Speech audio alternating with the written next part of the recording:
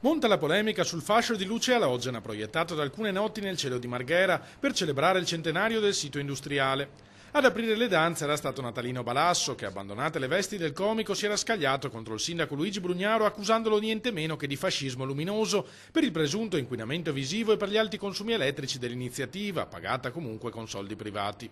Nel mirino dell'artista polesano anche Arpav, rea di aver ritirato la diffida al comune in cui si denunciava il mancato rispetto delle norme regionali. Sulla stessa linea il consigliere comunale grillino Davide Scano. Il comportamento di Arpav su questo è a dir poco giullaresco, perché non si può fare una diffida per sanzionare questo inquinamento presunto luminoso ai sensi della legge regionale e poi ritirare tutto su mandato politico. Io credo che Arpav probabilmente abbia certificato così la sua inutilità e dovrebbe essere forse chiusa.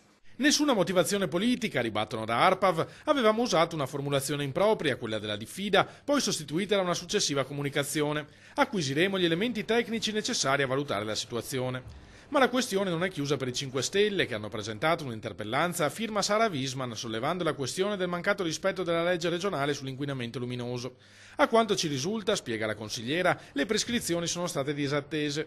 Se c'è qualche motivo giuridico che noi non conosciamo, vorremmo ci venisse spiegato, altrimenti quel faro va spento. Supporto Marghera, è giusta l'attenzione, ma è altrettanto giusto ricordare che finora, a circa 3 anni dall'inizio del mandato di Brugnaro, non è stato fatto assolutamente nulla. Una petizione è intanto comparsa su change.org per chiedere al sindaco di spegnere il faro da 72.000 watt, raggiungendo in poche ore il migliaio di firme.